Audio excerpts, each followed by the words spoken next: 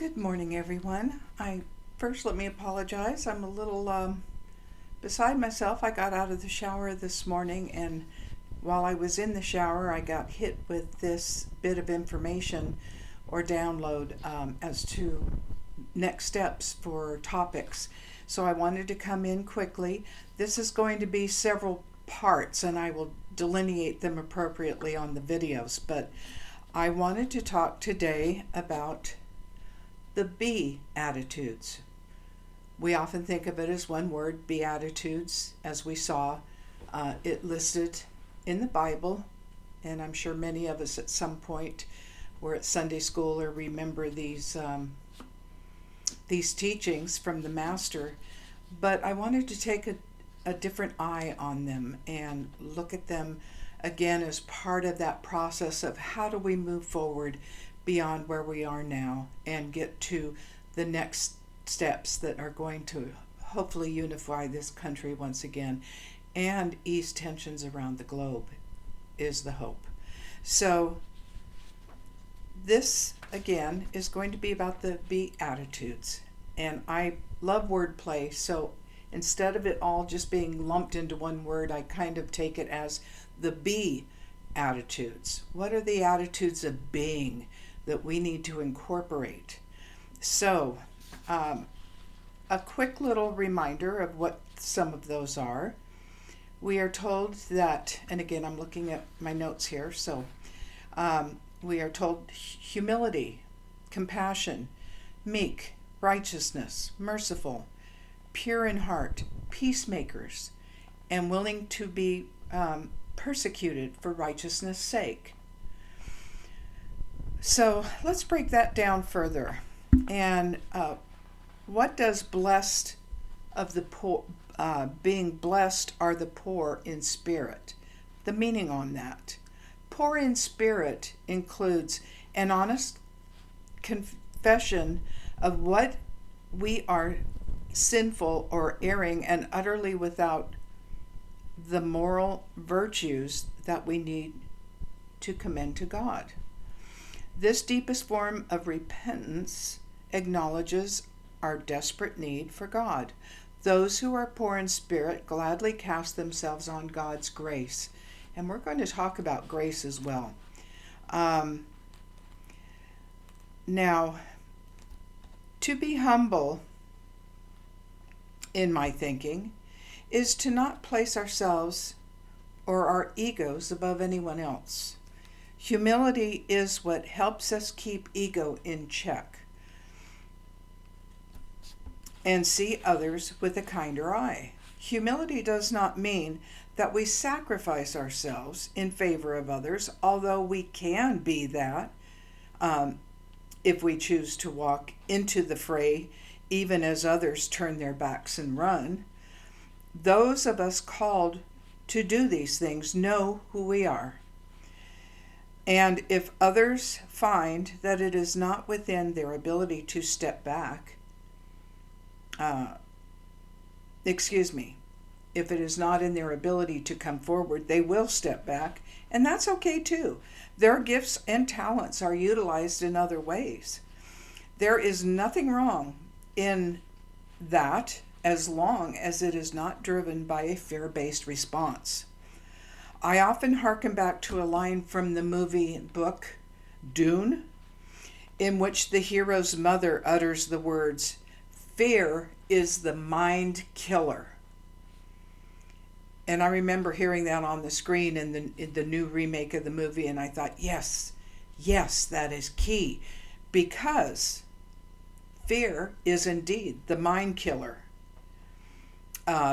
It puts us in a state of paralysis, or worse, causes us to get into a self-preservation mode at all costs, which means we would sacrifice others around us, either in words or deed, before we'd put any skin into the game.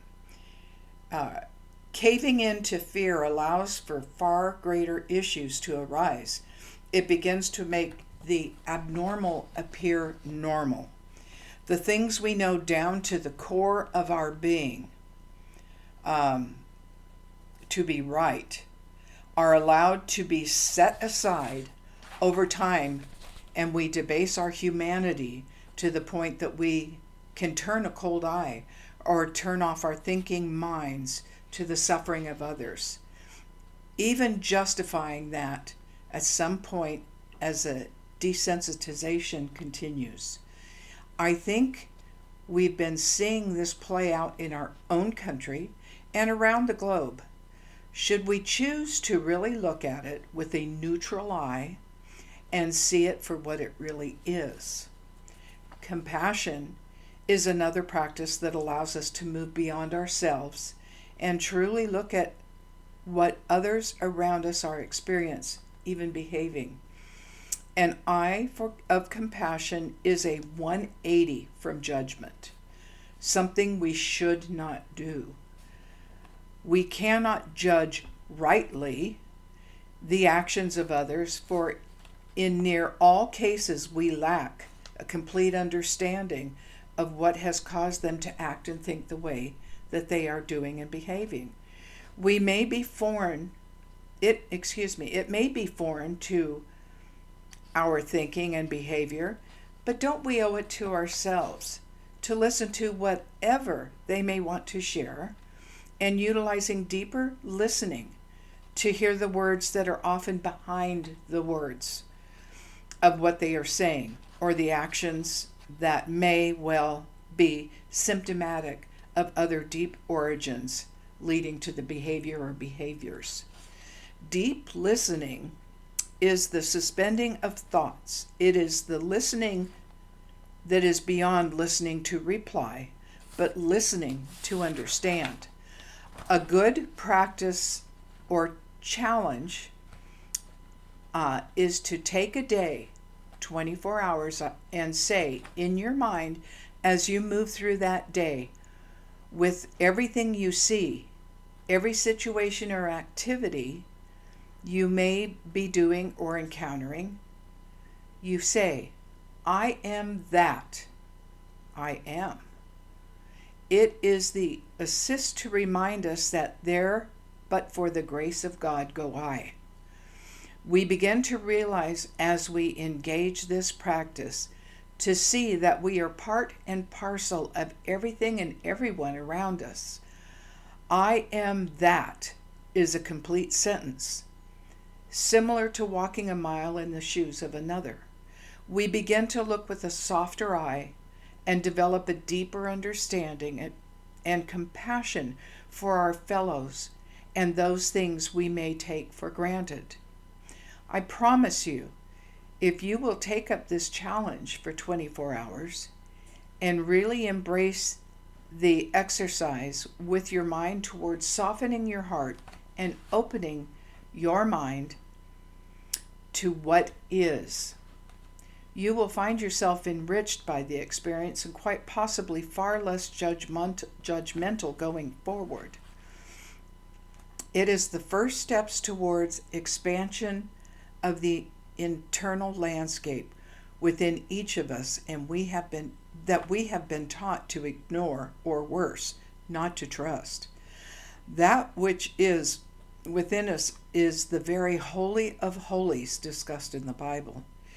It is our place within to go and check in with our Creator, look at where we may be falling short, and allows for the back and forth dialogue that deepens our spirit, brings it forward into our conscious mind, and improves our overall applications of how we view things. So with that, I'm going to cut this one off for today, and I will be back with a second video carrying on the next steps. I think the B attitudes are important enough that we need to take them in smaller bites and really look at them and review them. But before I head out for this one, let's go ahead and draw a card for the day and see exactly what Spirit might be trying to share with us. And again, I'm going to pull this new deck that I love so much. There it is. That's what it looks like on the. And what I love about these is that their affirmations are very clearly stated on the back. Makes it very simple, so that it kind of takes the reader out of the equation and simply says, this is what I'm telling you for the day. So I'll shuffle them a couple more times. I apologize for the noise. And once more. And this time I'm going to do it this way, I think. Okay. And let's see. What do I filter on to today? I think over here. This is beyond the mind. Let me hold this up where you can really see it. Beyond the mind moves us through the logistics of life so we can function in the world. However, endless mental chatter, self-doubt, limiting stories, and subconscious programs can keep us in our suffering. Step outside mind-based limitations. Looking at things in an overly logical way will hinder you and obstruct access to your superpowers. The past may be running you and making your mind spin so you cannot see what is really in front of you. Consider what your heart and your gut are telling you. What would the situation at hand feel like if you release all fears and worries? Are these concerns even yours? Seems very poignant to me. And on that note, I'm going to say goodbye for this video, and I'll catch you next time. Thank you so much for tuning in to BJ's Esoteric Musings. Again, I'm BJ. I think you guys have figured that out. And I will be here to answer any questions. Please feel free, if you enjoy the content of the video, please like and subscribe, and share, if you will, with others who you think would benefit from watching these videos. And on that note, I'm going to wish you a happy Thursday. And goodbye for now.